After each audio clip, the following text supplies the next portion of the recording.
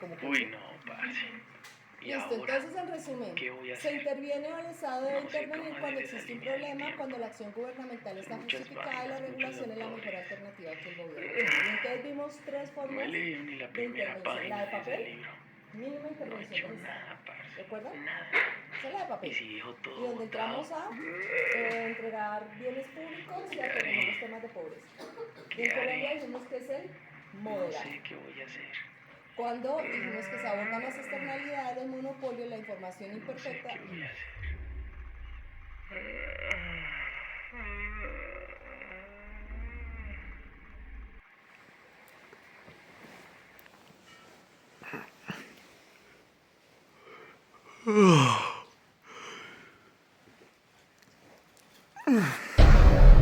¿Qué? ¿Quién es usted? Mi estimadísimo Cristian, hola, ¿Qué? ¿Cómo se...? bienvenido a tu mente. Hoy vamos a hacer un viaje por el tiempo. Pues me he dado cuenta de que tienes algunas dudas y algunos problemas con ese trabajo de economía que tanto te ha puesto a pensar. Entonces, No, estamos espera, a espera. tiempo. ¿A tiempo de qué? ¿Dónde estoy? ¿Qué es esto? ¿Qué es esto? ¿Dónde estoy? Chris, justo a tiempo. ¿Otra vez tú? A la edad antigua. ¿Cómo que la antigua? Bueno, tenemos una agenda extremadamente apretada. ¿Qué, Chris. apretada? Muy apretada. Tenemos ¿Por que qué? avanzar por muchos lugares. ¿Cómo Lo que primero muchos te voy a lugares? decir es que hemos llegado, sí, justamente hemos llegado a Asia ¿Dónde? Menor y África y todo el mundo antiguo. ¿África? Así es, sí señor, hemos llegado a todas esas épocas. Te voy a ir dando a lo largo de todo este recorrido diferentes tarjetas sobre Pero- nuestros diferentes autores de esta línea del tiempo. En primer lugar, Chris, tenemos a Tiberio Greco. ¿Tiberio Greco? Así es, Tiberio Greco. Él se encargó de limitar todo el tema de la adquisición de bienes y terrenos comunales, Chris. Pero también está Augusto. ¿Augusto? También nos ayudó bastante. Él hizo obligatorio el matrimonio. ¿Para qué? Para que pudieran haber más niños, más hijos, Más ni... y así que No pudiera haber entiendo más nada. producción. Tranquilo, todo lo irás entendiendo. Pero recuerda, estamos haciendo un avance por la línea del tiempo. Está Genofonte, Chris. Está Genofonte. Genofonte también nos ayudó muchísimo con todo el tema de la división del trabajo. La división del trabajo fue muy importante para que cada uno tuviera diferentes actividades que hacer en toda la economía. También está Platón, sin duda uno de los filósofos más importantes de toda la historia. Este también habló del tema de la ¿Economía? división del trabajo, pero también nos dijo que era muy importante estudiar sobre el hombre y todas las cosas que éste hace. Entiendo. Pero Chris, este es el más importante, sin duda alguna, Aristóteles. Aristóteles nos habló respecto de muchísimos conceptos de economía. Aristóteles fue el que nos habló y nos dijo que la economía se asimila a la administración de una casa en su época. Muy importante y sin duda de bastante importancia y relevancia este hombre. Pero también, Chris, tenemos que hablar sobre el tema de las 6 escuelas de la escolástica. Pues ¿Qué? en esta época el cristianismo también fue muy importante. Entonces tenemos en primer lugar a Alberto Magno. Alberto ¿Magno? Magno criticó el monopolio, porque el monopolio toda la vida siempre ha sido mal visto. Pero también tenemos a Tomás de Aquino. Tomás de Aquino también fue uno de los más importantes escritores cristianos de la economía, el cual habló respecto del tema de cómo se debían distribuir los bienes y cómo se debía distribuir los frutos y las ganancias de absolutamente todo. Jean Buridan, sin duda uno de los mejores monjes de su época, y él nos habló respecto del poder adquisitivo de los bienes. Pero por último, en esta época ya nos tenemos que ir, ya se está empezando a agotar el tiempo. Nicolás de Oresmes, él le dio poder adquisitivo a la moneda ¿Tiempo, y cabal? le dio muchísimo, pero importancia a todo el tema de el intercambio de bienes y demás. Chris, No, es estás hora, loco, es hora. yo me voy. Chris, ¿Qué? rápido, no te quedes acá. Tranquilo, Chris. Bueno, ¿Dónde hemos estoy? llegado. Bienvenido a la Edad Media. Sin duda Media? una época muy oscura y de muchísimas cosas adversas. Pero tranquilo, no te preocupes. La Edad Media, o también conocida como la Edad Preclásica, hace Preclásica. referencia a los feudos, a todas Feudos. estas formas de economía que se dieron en esta época, donde sí, un señor feudal era el encargado de controlar y de manejar absolutamente toda la economía en la porción de tierra a la cual él le pertenecía. Pero bueno, hablemos un poco de unos amigos muy importantes de esta época. Sin duda, Jean-Baptiste Colbert. Jean-Baptiste Colbert promocionó el tema de que el Estado tiene que intervenir para apoyar el crecimiento de la economía. Thomas More nos habló respecto de la distribución de los frutos. Como has podido ver, la distribución de los frutos a lo largo de toda la historia ha sido algo de gran importancia. Pero también tenemos gran importancia con William Petty. William Petty, aparte de haber creado muchísimas variables económicas de cálculo de la economía, también nos dijo algo. El padre de la tierra es el dueño, pero el hijo es la tierra, porque se tiene cuidado de eso. Pero también está Bernard de Mandeville. Sin duda alguna, tal vez, cuidado, una abeja te podría llegar a picar. Pero Bernard de Mandeville nos dijo que el egoísmo es la base de la sociedad. Entonces, mucho cuidado con eso, porque el egoísmo es lo que hace que todo se mueva. Y más adelante un amigo lo va a desarrollar. David Hume también nos habló todo respecto del tema del progreso económico y de cómo es muy importante de que se llegue a cabo el valor del dinero. Pero por último, vamos a hablar de la fisiocracia. Aquí se empezó a dar un poco de inicio.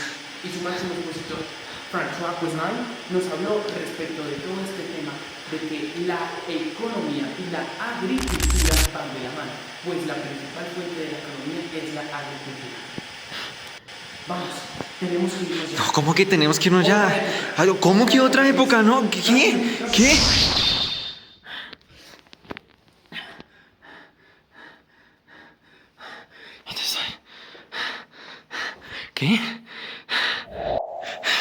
Tranquilo, Chris, no te preocupes, te demoraste algo, pero bienvenido a la edad clásica.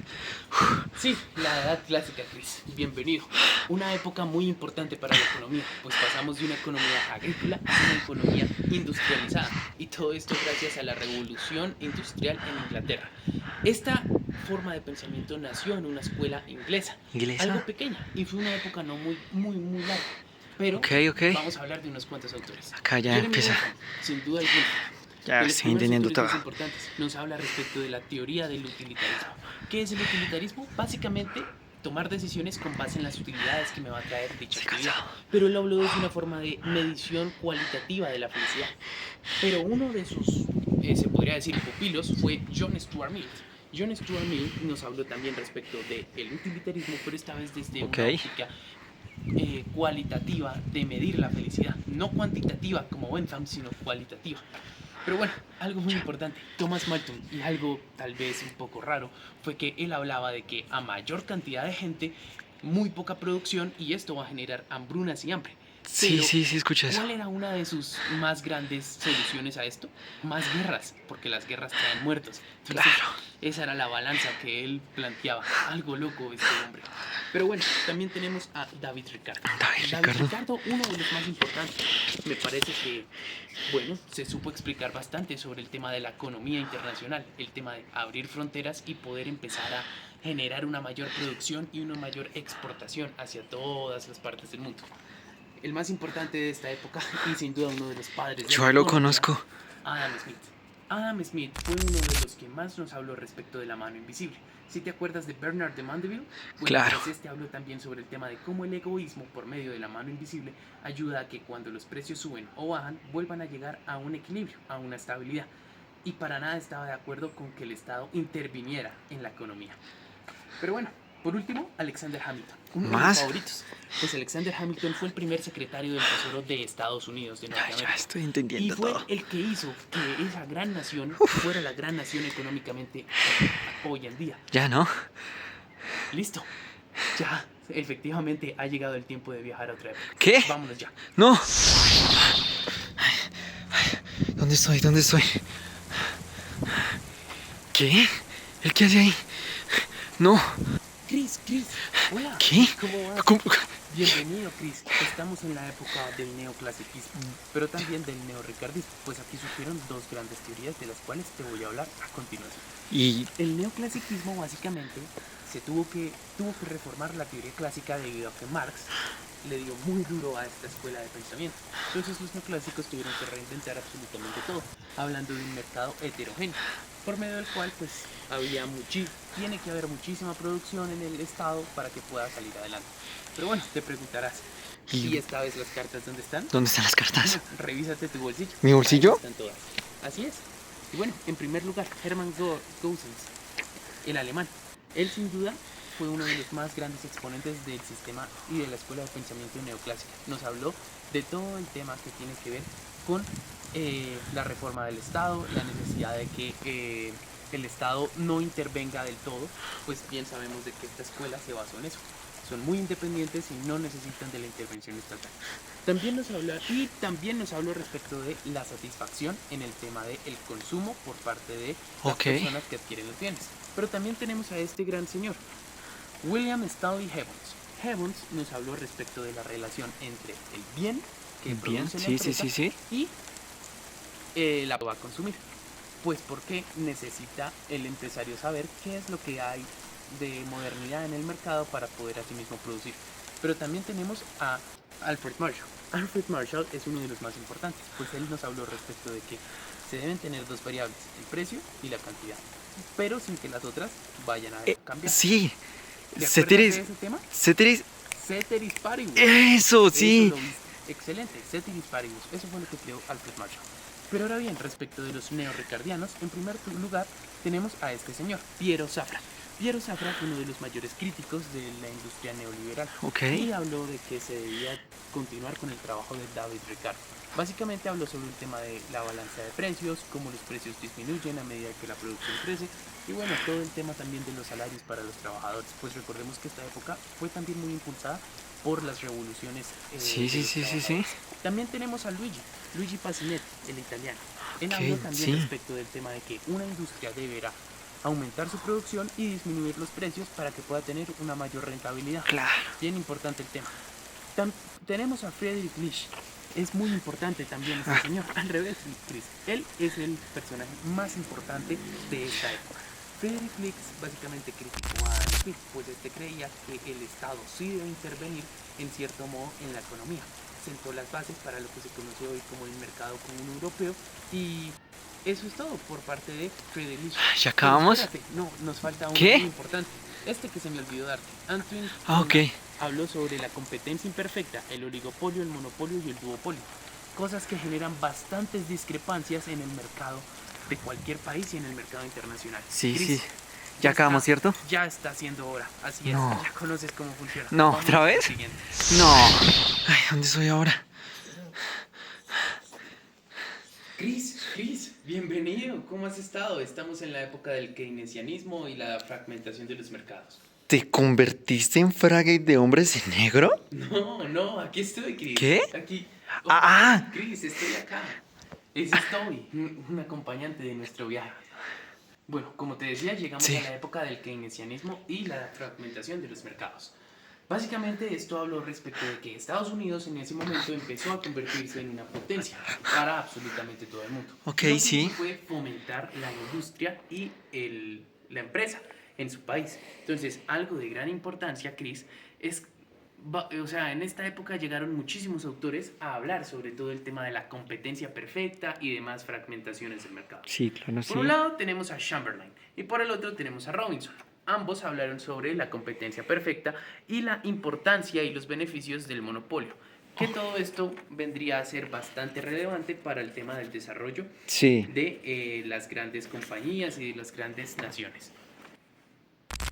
John Maynard Keynes. John Maynard Keynes fue el padre de la macroeconomía, Chris, y sin duda uno de los más grandes autores de esta época. Habló sobre la importancia de la intervención estatal en el mercado, sobre la macroeconomía, y nos habló de un ciclo muy importante. Mira, en primer lugar tenemos la recesión.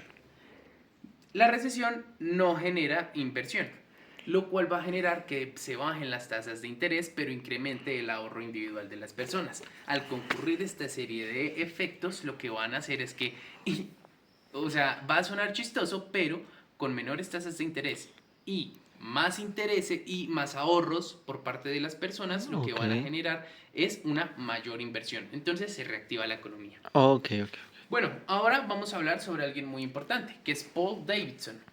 Paul Davidson nos habló sobre instituciones que generan una mayor claridad y certidumbre al mercado, como es el dinero, los contratos, el sistema legal y demás. También tenemos, Chris, a Paolo Silos Lambini, el cual nos habló sobre el tema de la importancia en la determinación del precio en un mercado oligopólico.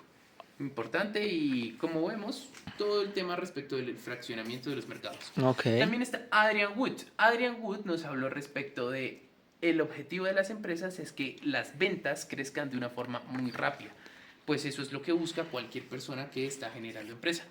Raúl Prebrich, él nos habló respecto del capitalismo central y el periférico y generó grandes críticas al modelo estadounidense, puesto que el capitalismo central se basa en que estos países se van a encargar de la industrialización y la mejora técnica en todas las utilizaciones o de las diferentes actividades económicas que realizan, mientras que las periféricas se encargan simplemente de generar materia prima.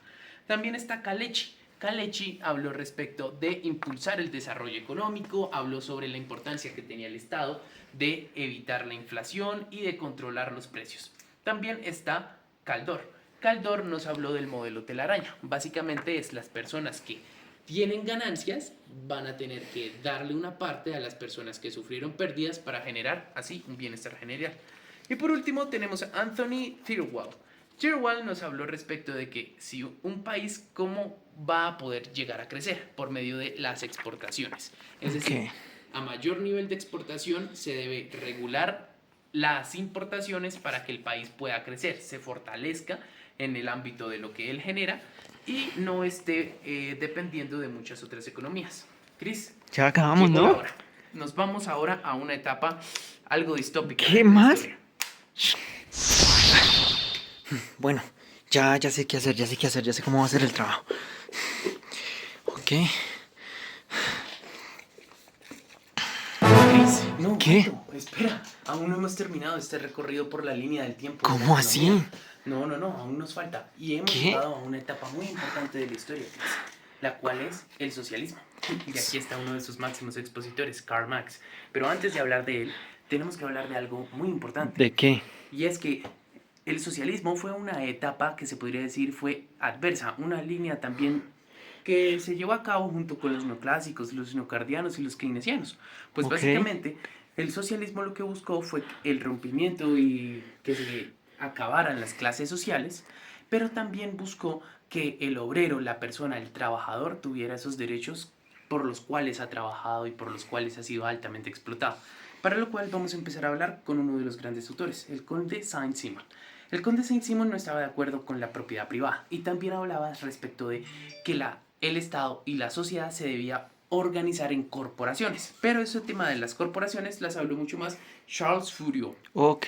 Fourier habló básicamente de un edificio comunal, que era básicamente una corporación en donde iban a vivir aproximadamente unas 1.600 personas y todos iban a tener una distribución igualitaria de los bienes y todos estos bienes iban a ser para todas las personas en sí, de una manera igual y equitativa. Okay. Pero algo muy importante es que para él el trabajo se debía asignar conforme a las habilidades de cada persona.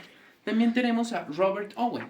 Robert Owen fundó el primer sindicato inglés, habló sobre la importancia de los sindicalistas, aunque no fue muy renombrado, fue muy importante porque creó una figura que hasta hoy se sigue manteniendo, que es el sindicato de trabajadores. Ok. También tenemos a Simón Bolívar. Sí, Simón Bolívar. El mismo que nos independizó absolutamente a todos nosotros. Habló sobre el socialismo utópico, es decir, que se podía llegar a una repartición igualitaria de bienes por medios pacíficos. Y también se dejó llevar por la ilustración dada en Europa. Y por último, el gran expositor Karl Marx. Karl Marx fue el que más habló sobre el socialismo. Habló sobre el tema de la lucha social, la lucha de clases. Fue el historiador de la economía por excelencia en absolutamente toda la historia de la humanidad.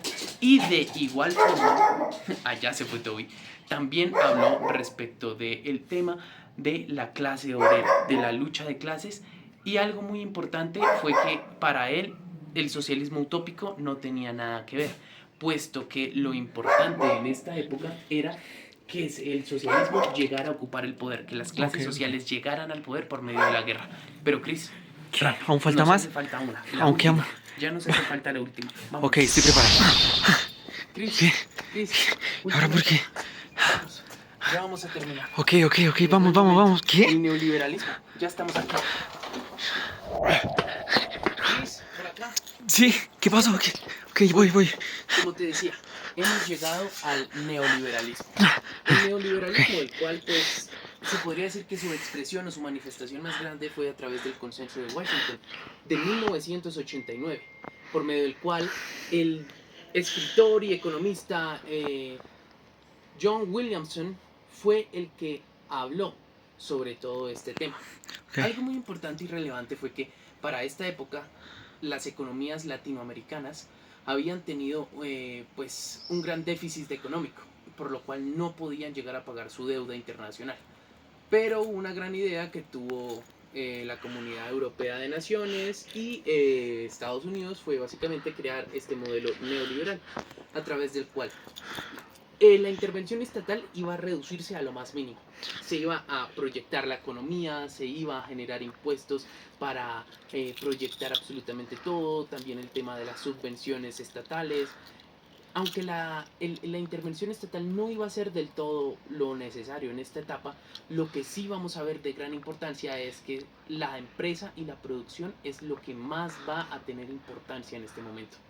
Y bueno, Chris, te preguntarás, ¿por qué tienes el reloj ahora? Sí, Pues ¿qué? tú eres el dueño de tu tiempo. Así que de ahora en adelante tú deberás ser el que lleve a cabo las riendas de tu trabajo. Y ahora que vuelvas a la realidad, por cierto, yo soy tu subconsciente, yo soy tu conciencia la que te habló durante todo este recorrido, vas a tener que volver y afrontar la realidad, Chris. Ok. Así que cuídate.